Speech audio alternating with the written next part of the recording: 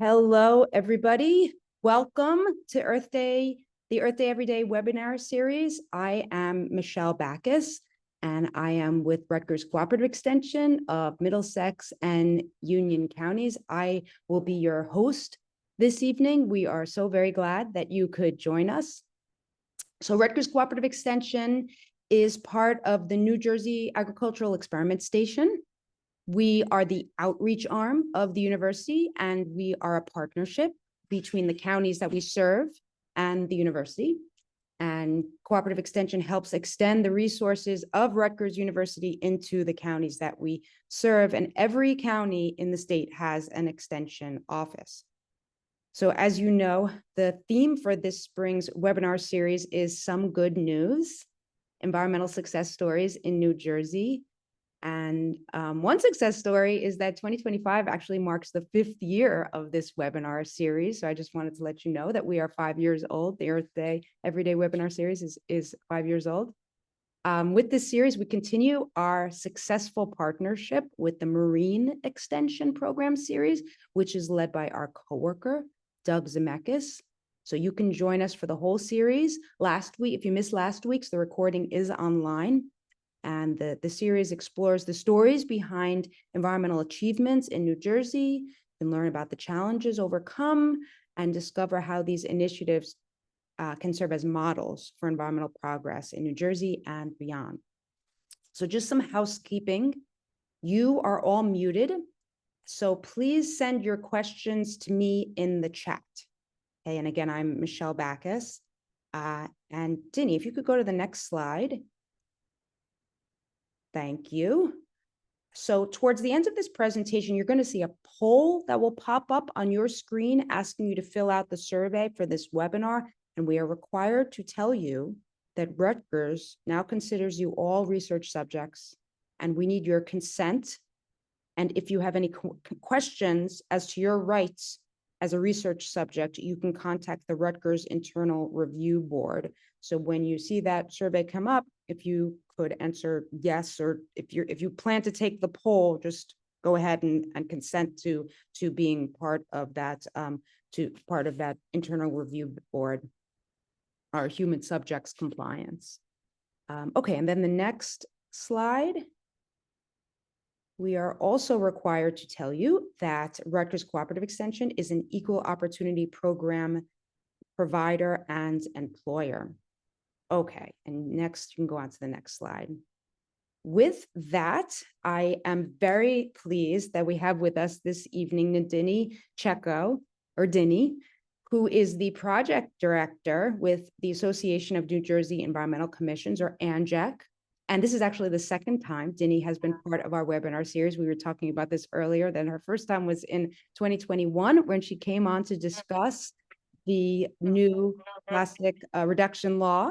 And that recording is online. You can watch that if you want to go back into the archives.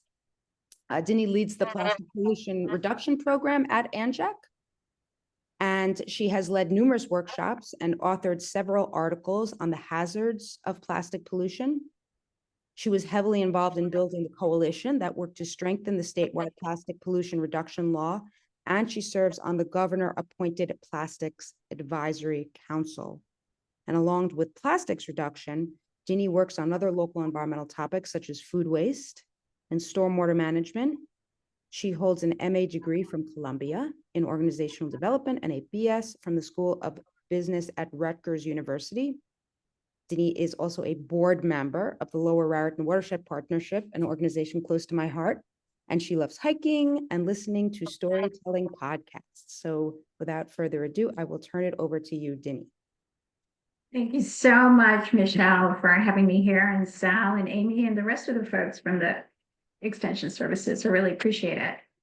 I was sharing with Michelle that you have to bear with me because I lost my notes for this. And I'm trying to, now my system is kind of pausing here. Here we go. So For those of you who don't know who ANJEC is, we are the Association of New Jersey Environmental Commissions. We've been around for 57 years, and we support local environmental commissions and green teams and municipal officials across the state. And given the current federal problems we're having with reference to protecting clean air and clean water, it's even more important now to focus on local issues and work with the local environment. So if you don't know who your environmental commission is, or if you'd like to learn who your environmental commission is in your municipality, please reach out to me, and I'm happy to unearth that information and share that with you, because these are your neighbors that are doing good work in your community, working on a variety of issues. One of the things that we do is we have a quarterly publication called the ANJEC Report. As you can see here, this is our spring edition. And I'm very excited that we have our very own Michelle Bacchus that wrote a wonderful article about native plants in this issue. And then you see on this cover here, there is this beautiful flower. I had to look it up because I didn't know what it is. But if you folks know, why don't you drop it into the chat? And Michelle knows what it is. She knew right away. But maybe you could read out some of the comments from the chat. Sure. So the folks are actually, some people are saying the name of the picture on the right, which is actually, I'll let a couple more come in. People are saying, so the picture on the right, folks are calling coral honeysuckle, or our native honeysuckle. Picture on the left, you are correct. It is bleeding hearts. So we actually have two plants up here. We've got the bleeding hearts on the left and the coral honeysuckle on the right. You are correct. I was thinking about the bleeding heart, which I just learned. It's a native bleeding heart, so that's very important that we work with the natives. And it's beautiful, and I've never seen one before. I've never seen one out in the open, and I'm very excited to go looking for it this spring. So it's very pretty. But if you use the QR code, it will take you to the ANJEC report, and you can read Michelle's article as well as some of the other articles for this particular spring report. But so this is one of the resources that we offer. So before we talk about the good news, that's in reference to plastics, I need to take a moment and talk about the things that are not going so well. It is a tough time. The problems we're having with plastic cover environmental justice. It covers carbon emissions as well as toxins, and it's from generation to disposal. So plastics is in all components. It's in the air we breathe. It's in the food we eat. And it's in the way it's entering is in a variety of ways. So 98% of plastics is produced through petrochemicals. And that's where we get these annual emissions from, greenhouse gas emissions. And there's over 13,000 chemicals that are added to the petrochemicals to give it make it into plastics. And they range from a variety of products that are that can cause cancer, the endocrine disruptors, and unfortunately, most of these the generation and the incineration of plastics happens unfortunately in Black and Brown communities. So it's also an environmental justice issue. So it does affect climate change. It affects so many different things in our sphere. So that is hard to hear. And I'm sure that many folks have been seeing this influx of studies that have been in our news the last couple of years, just talking about finding microplastics in human placenta, to microplastics causing heart attacks and strokes, and also in our bottled water. So there's a lot of news out there. And the reason for that is as we're learning more, scientists are doing more and more research. And here there is alarming news connecting microplastics in the human brains, and that they're saying that it could be approximately a tablespoon of plastics in our brains, which scientists are researching because they don't know what the long-term effects are from having plastics in microplastics in our brains. So this is obviously very scary and alarming, but we don't know at this moment how this is going to affect us long term. The good news is that now we know we are going to be looking into it, and we're doing more and more research to get more information. So it's always good to know, right? You have to know stuff first before you tackle the big issues. So now that we talked a little bit about the tough news, I want to talk about some good news and pivot here. So part of the plastic pollution reduction law, so this is the law that that bans single-use plastic bags and polystyrene food containers, or styrofoam as it's commonly known, as well as putting straws upon request. So this law, believe it or not, is 3 years old on May 4th. Yay! And I learned this. Yeah, is that 3rd-year anniversary is leather. So we have a picture of a leather wallet up there. And so part of this law was a combination of things.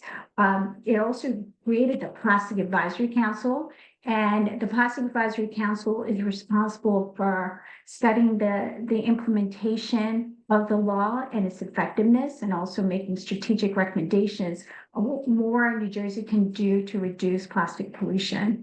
And there's a QR code here that you can look at, and that takes you to more information on the Get Past Plastic Law, as well as the Plastic Advisory Council's 1st year and 2nd year report. We're currently working on our 3rd year report, and that should be out soon. But May 4th, may the force be with you. So we're super excited. It's in the 3rd year. So very good news is that this plastic bag ban it works. So back in January 2024, New Jersey's plastic ban was recognized as one of the most effective bans from the World Economic Forum. This is a really big deal. And in year 1, it's estimated that 16 billion, with a B, single-use plastic bags and 110 million single-use paper bags were removed from the waste stream. That's a massive number. I am still shocked by that. And this 16 billion is just referencing from grocery stores data. So it's definitely more than that, but this is where we are right now. So here we are at year 3. So we are extrapolating and saying that it's about 48 billion plastic bags and 330 million paper bags. So when this law went into effect in 2022, there was a B-Sweep data from Clean Ocean Action that was done. And for the first time since 2007, plastic bags were not on the Dirty Dozen list. So they highlighted that it's 37% fewer plastic bags, 39% fewer plastic straws, and 37% fewer pieces of styrofoam. So that is really big news. And what's exciting is just a couple of days before this presentation, we got information from their 2024 annual report. So this is from Clean Ocean Action, and they've been doing these B-Sweeps since 1985. And you could see here they have information here from 2021 to 2024. So 2021 was before the law went into effect. And other than foam cups, which is kind of odd, there's been an increase in that. Everything is trending down. But please keep in mind, this is just beach data. And we don't have a comparable and consistent data source for, inland waterways. So data collection is so important because it shows the value of the policy and also gives us an idea what else we should be working on. So what's the impact for New Jersey's law? I don't know about you all, but I'm super happy that I don't see these bag trees around. As part of the litter cleanups that I do with our Raritan Water Partnership and just walking in the community, I'm always picking up litter.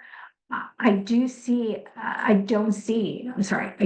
these bag trees, and that makes me really happy. So I see a real decrease in plastic bags.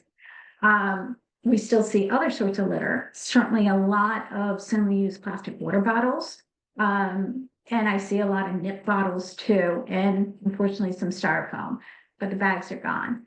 And then the other big thing is California. So California was actually the first to pass a plastic bag law, but they looked at New Jersey's law because we are the strongest in the nation, and they were so impressed.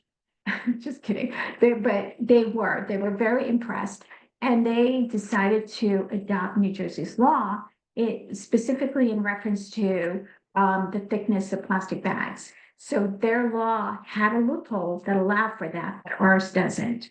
And on top of that, they were allowing for polystyrene foam containers, or commonly known as styrofoam. And as of January 2025, those that also went into effect, and those have been banned in California. So it's actually really remarkable because the work we're doing here has a ripple effect across the country.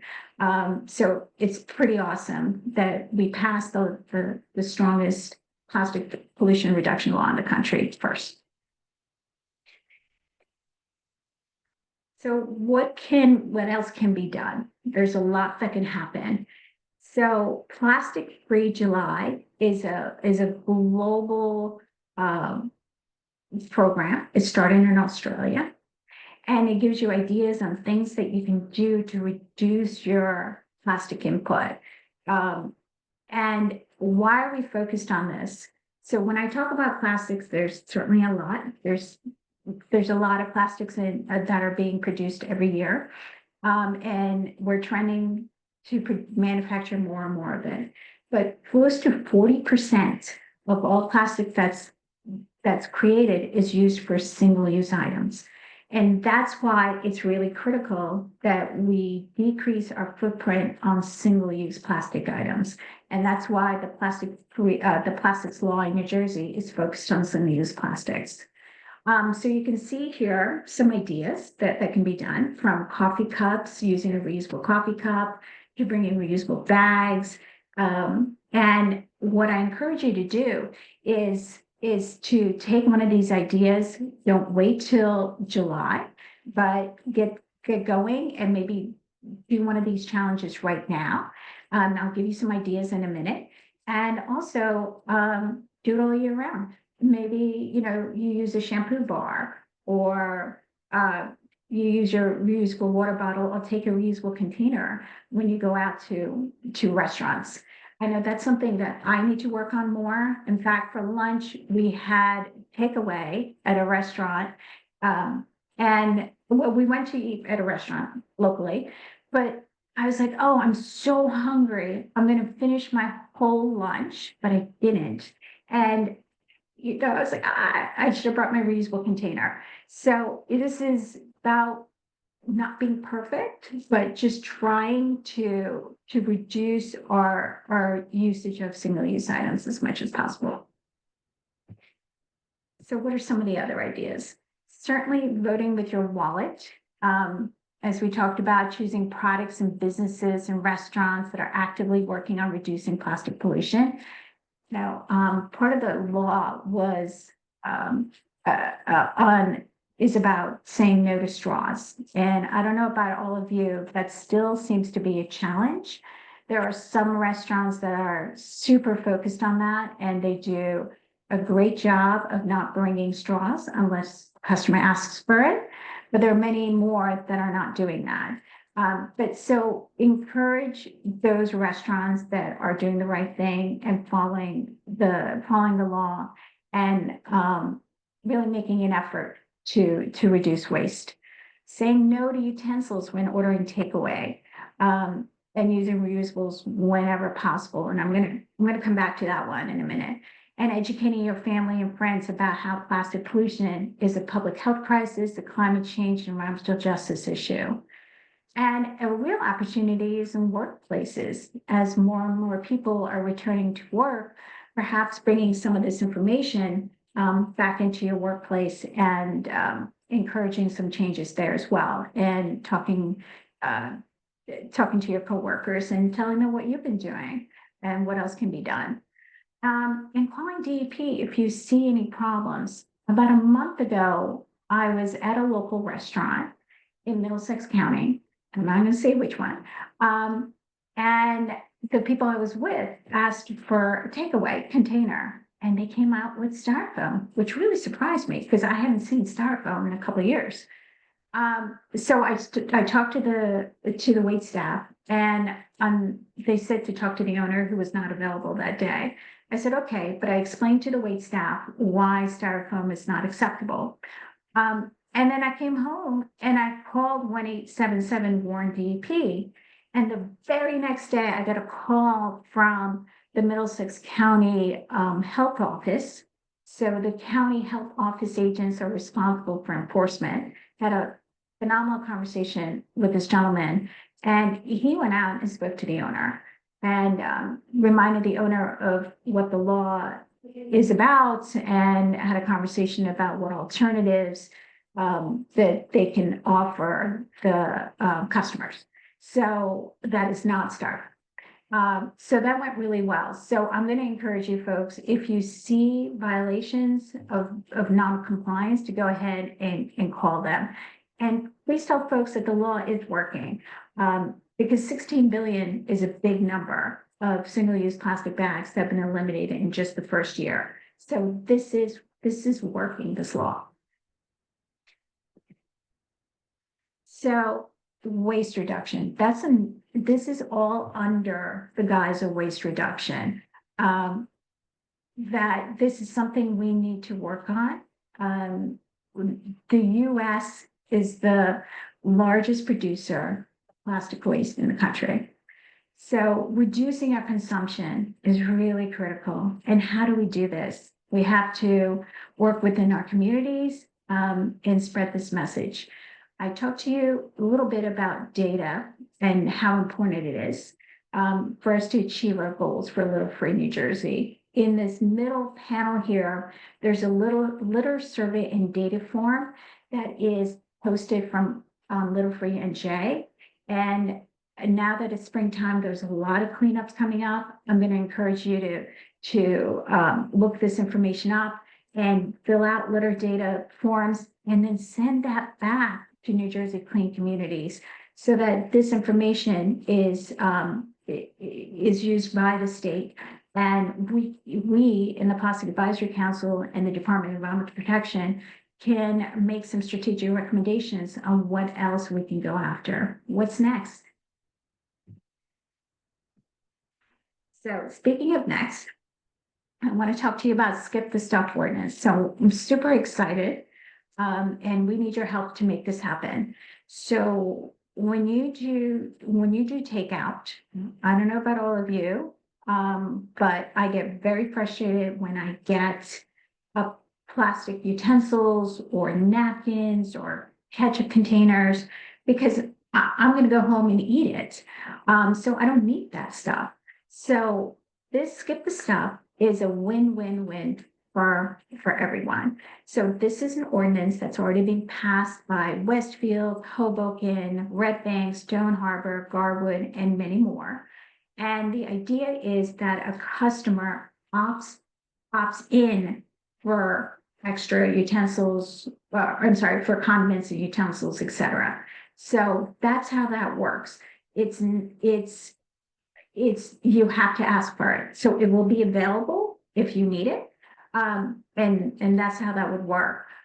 So for businesses, you save money on inventory as well as labor costs, certainly on trash costs for the customers as well as businesses, and for the environment, obviously, as you're reducing waste, and for the municipality, again, waste reduction is huge, and it's eligible for sustainable Jersey points too. So that's called Skip the Stuff, and that's a local ordinance, and there's also a toolkit from Beyond Plastics New Jersey, and ANJEC has a model ordinance available for you guys to check out. So there's a lot of links in this presentation, and I will share this with Michelle once we're done, and you can take a look at it, and that'll be available for you. But Skip the Stuff, what we're trying to do with Skip the Stuff, which is similar to the plastic pollution reduction law, is to pass as many local ordinances as possible, because we had about 100, and that's what led to the state law, and that's what we want to do here. So this side is about staying vigilant. So I talked to you about waste reduction, some of the things that we're doing, but there's so much more that can be done. The first bill I want to talk to you about is called the Packaging Reduction Bill, S3398/85009. So this calls for systems change. This packaging reduction bill the way it's currently written is that it will reduce some of the more toxic chemicals in our packaging. And that's, from forever chemicals to mercury to lead, getting those out of our packaging. It will support municipalities because it's a revenue stream for creating more recycling opportunities, and also it bans chemical recycling. So the packaging reduction bill, or it's called an extended producer responsibility bill, is all about the packaging. None of us want the packaging. We want what's inside. So the packaging reduction bill will support this effort. So we've been working on this for the last 2.5 years, and we've had tremendous support from Senator Bob Smith. It passed out of Senate Energy and Environment a couple of months ago, and it's kind of languishing right now in the Senate Budget and Appropriations. So we'd love for you to another opportunity to take action, calling your state legislator and telling them to vote yes, so that we can make this a state law as quickly as possible, because again, we're working on reducing waste. And also ask your township council to pass a resolution of support. And I have sample resolutions for you to look at. The other bill is Skip the Stuff. We talked about local ordinances and building on those local ordinances. So there's already a state bill out there, and that number is S3195 and A5157. So this, to me, like especially the Skip the Stuff, to me is a no-brainer. It's truly, because the customer just has to opt in. So it's a win for the business as well, or a true no-brainer. But so again, when you call your legislators, please tell them to vote yes on these bills, on both of these. But I'm also going to encourage you to stay vigilant, because I don't know if you read the news, there's an attempt to bring back single-use paper bags in grocery stores, which is kind of shocking. So we certainly don't want to open up this law, which is working very well. And we need to stay vigilant and make sure that we continue to protect all the regulations that are working here in New Jersey. And sorry. So I'm just gonna show you my information. Sorry, Dini, for the folks, Oh, sure. you can go ahead Go ahead. and answer the poll questions while Dini is showing her last couple of slides.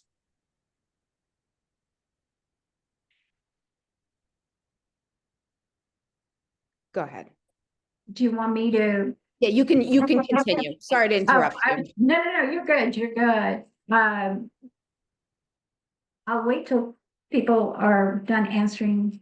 That's okay. People can take their time with that. We've got a lot of questions on tap for you, Dini. Okay, that's great. Yeah.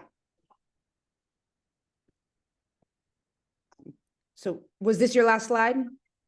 Yeah, I was just gonna provide my contact information. Oh, great, great. Okay. Thank you for that. Lots of good information there. Lots of good questions coming in the chat if you're ready for those. Do you want me to hit input? You could just minimize it and people can go ahead and continue to take that. Okay. Yeah, unfortunately, I can't proceed. No, with the poll up. Yes. All right, so then I'll go ahead and ask you the questions while folks are taking Okay, the. sure. and then we'll Yeah, provide no your worries. information at the end. Okay, so first of all, balloons. Some folks had questions about balloons. Okay. For example, there's a Brigantine North Beach resident here, active as a Brigantine North Beach cleaner, and bigger than the plastic issue is Mylar balloons. Anything on tap for balloons? Thoughts about balloons, Dini?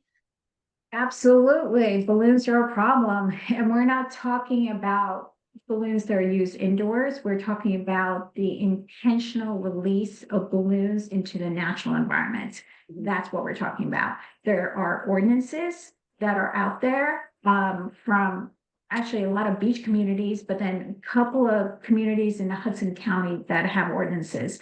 So feel free, I'll give you my contact information. I'm happy to give you ordinance information so you can pass local laws. Okay, great. Okay, so moving on from balloons, questions about clear plastic cold drink cups, for example, from companies like Wawa and Dunkin' Donuts, seeing a lot of those. Questions as to why those are still allowed or anything in the works on clear plastic cups.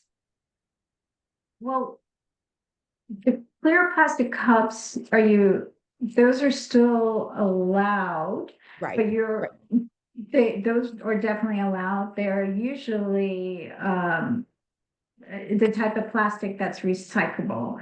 Okay. So that's acceptable. But what you can do is take your reusable coffee mug or cup or whatever to the Wawa and use that to do a refill if needed. Sure. One, Yeah. Yeah, and that's a great thing to encourage people to do. Unfortunately, folks it looks like they're seeing a lot of those, they're seeing their less bags, straws, and styrofoam cups, but there's still a lot of, when they pick up litter, they're still seeing a lot of these cold drink cups. Cold drink cups, okay. So I'm going to encourage folks to fill out litter data sheets and get those back to New Jersey Clean Communities. Yeah. So we can tally that information. Okay. So early in the presentation, you had a comparison of plastic pollution to the pollution caused by coal plants and gave a comparison. Could you talk about that a little bit more? What was the coal plant comparison to plastic production use? Sure. If it's okay with you, I'm going to stop share because unfortunately my notes didn't pop up. So they're in my notes and Sure. I'm going to just stop share and talk about it.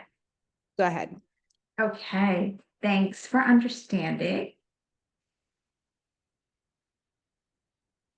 All right. I want to make sure I give the right information here.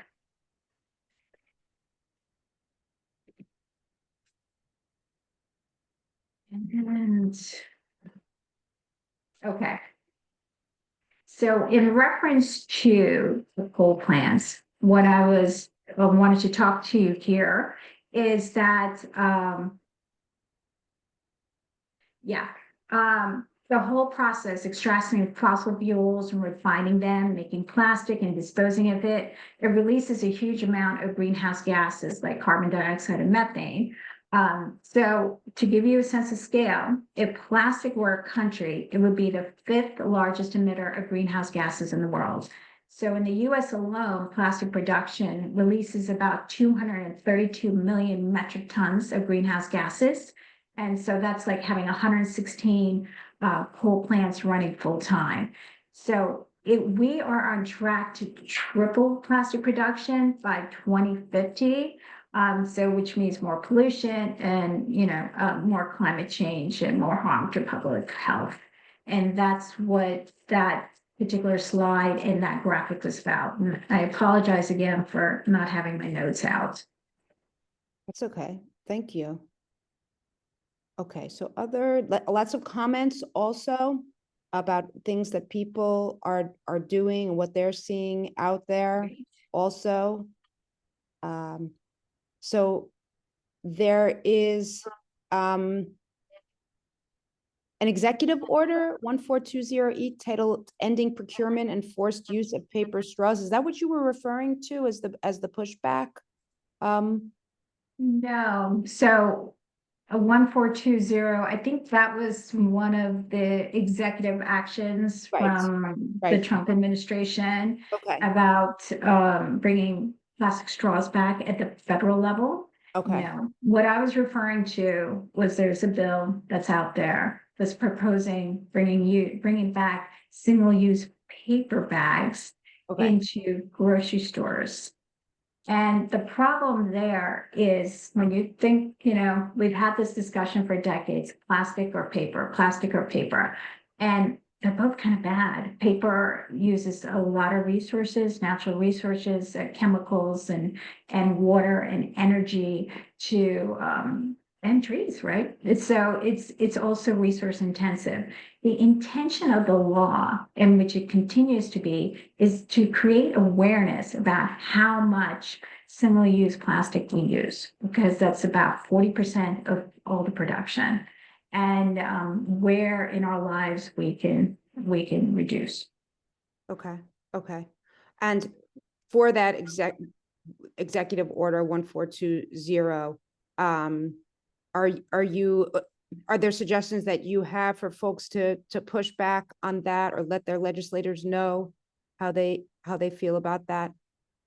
So that's a federal Right. legislation. Yes. And at a federal level, there's a phenomenal bill called Break Free from Plastic Pollution. And that's the one I would focus on. It's incredibly comprehensive. The senators, I've been trying to get trying to get that whole bill passed, but definitely pieces of it for the last, I don't know, 8 years. It's called Break Free from Plastic Pollution. Okay, okay, thank you. And whoever's interested, I'm happy to send a link to. Okay, okay, great. And if you have that, we can also drop that in the Yeah. chat if you'd like. Sure. But moving on, does the styrofoam ban, does styrofoam are okay, I think this, you talked about what was actually banned, but just to clarify, are styrofoam ceiling panels in construction, is there any, that is not banned, correct? In construction, no. Yeah. Okay. But that does bring up a very interesting point. The law, two things. The first thing is that the law is about polystyrene food foam containers. So or styrofoam is commonly known, takeout containers. That's what that law is referencing. Okay. But as far as construction, another problem that we're seeing is that all, construction materials are made from plastic now, from PVC piping to vinyl siding. And when stuff, when the material is cut, there's a release of microplastics dust. Mm. So New Jersey, Monmouth Beach passed the first ordinance in the nation that we know of on microplastics construction dust. And it's such common sense. So what would happen is, a contractor would just have to use like a wet saw and an enclosed space to cut plastic materials so that it gets captured. Right now, you could see it's like this whitish color, and it flies into the air, it goes down the storm drain. So we're seeing that as an opportunity. And there's so much going on. I didn't get a chance to touch on all that, but yeah, that's microplastics construction dust. Excellent. Thank you. That's great. Schools, is there any efforts going on with schools to reduce plastic use? Yes, there is. Sustainable Jersey for Schools is a great place to start. But we have worked hard to get styrofoam trays out of schools, and that's happened. There's also a lot of work happening to try to get rid of single-use plastic water bottles at schools and bring in hydration stations. New Jersey Clean Communities offers grants money to every municipality in the state, and you can use those funds towards providing hydration stations in public places. So as far as schools, the students are amazing. They're so knowledgeable and really passionate about this. There's a program run by a young gentleman named Landon Horman. He runs the Student Environmental Ambassador Program, and he's based out of Lavalette.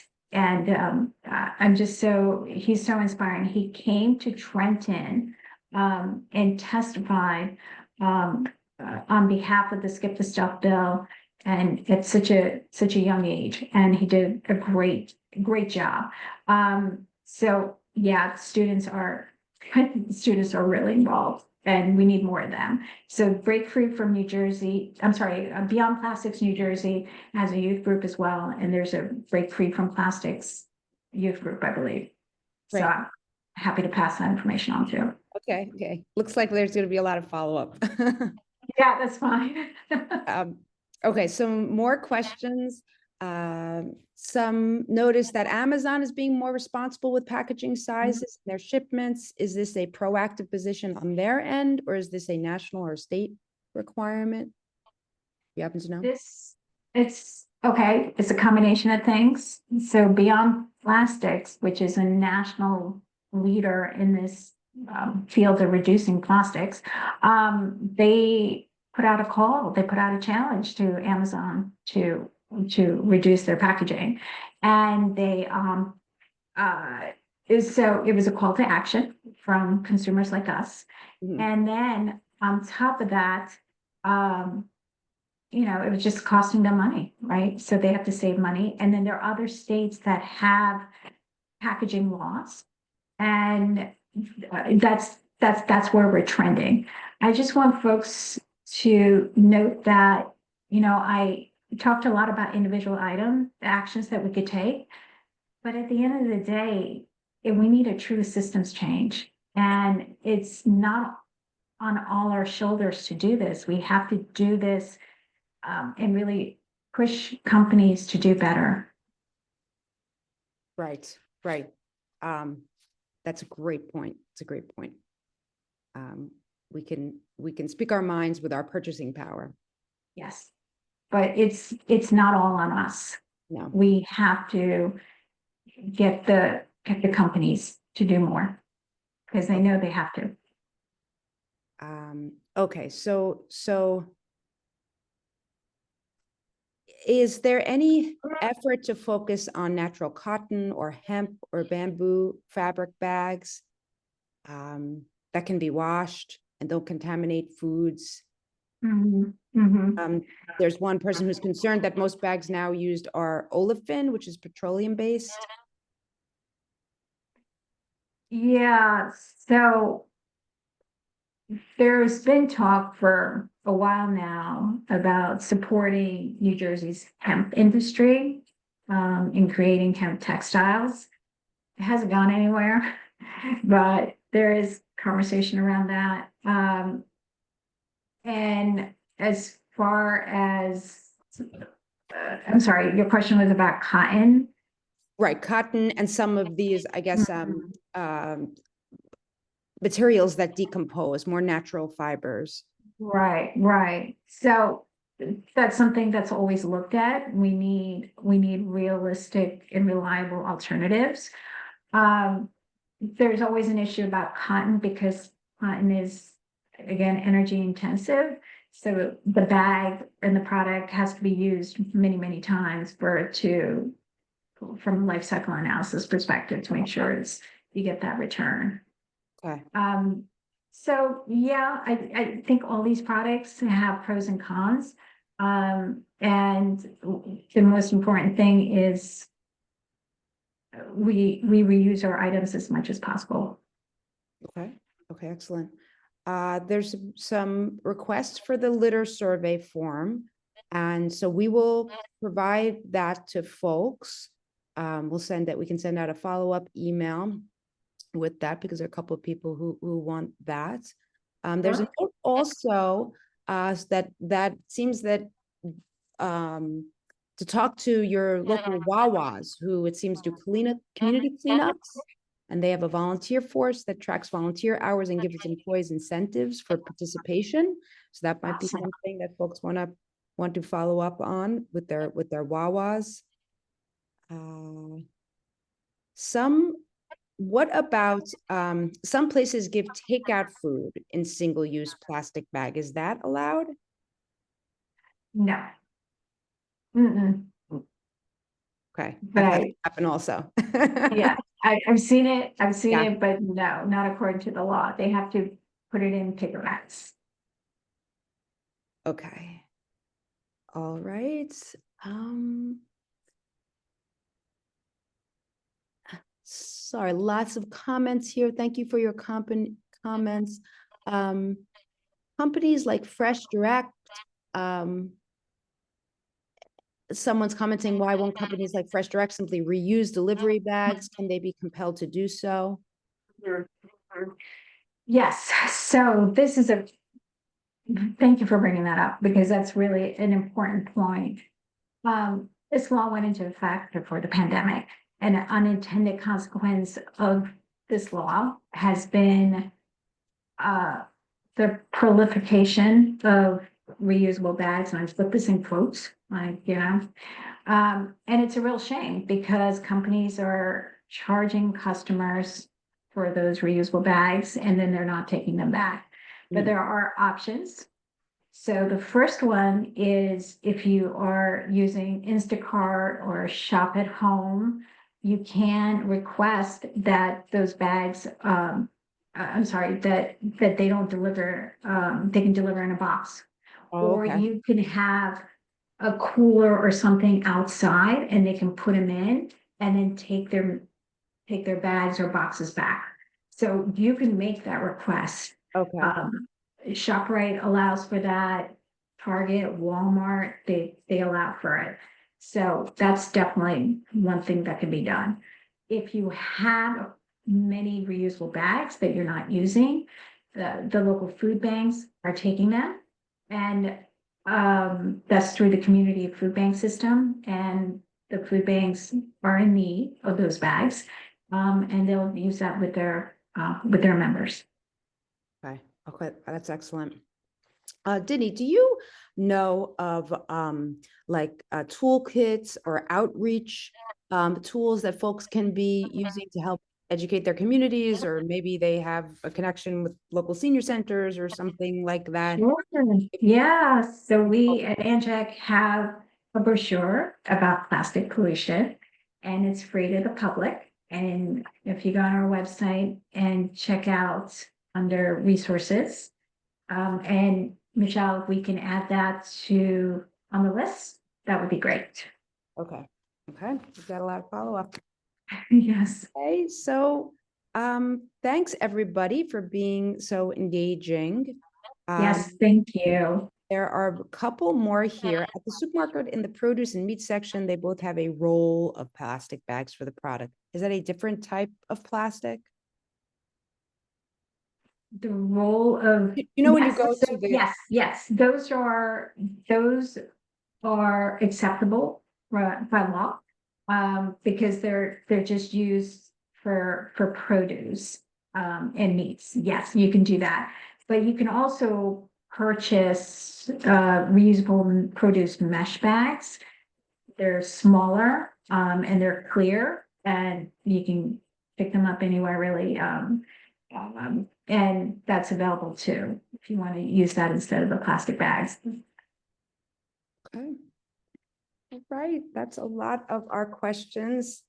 Okay. Thank you, everyone. I am going to just quickly end the poll. Thank you, everybody, for taking that. Thank you all for your great questions. Thank you, Dini, Yes. for Well, answering thank them and you. giving your great presentation. Just a couple of notes for you all.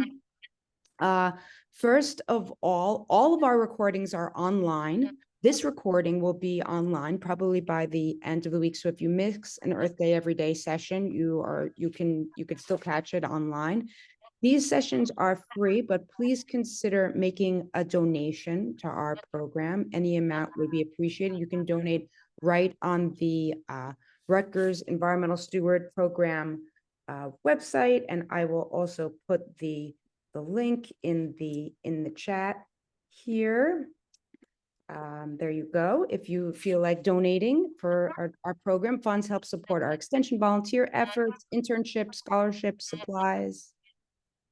Also, I wanted to let you all know that our coworker Sal just wrote a very comprehensive issue of our Earth Day Everyday newsletter with lots and lots of options for volunteer opportunities from across the state. So you can go to our Earth Day Everyday website and get the latest issue, which just came out on Friday. It's hot off the press, getting involved to make a difference in the environment. So check that out. We will be here next week also. And we will have Dr. Travis Miles from Rutgers University talking about ocean observation along the Jersey Shore. And you will be able to learn about the Center for Ocean Observing Leadership and how they've been working to observe and understand the complex oceanography off New Jersey and how results from their work have benefited fishery sciences, weather and hurricane modeling, search and rescue, water quality, and so much more. Okay, that is it. Thank you all very much for being here. Thank you, guys. Thank you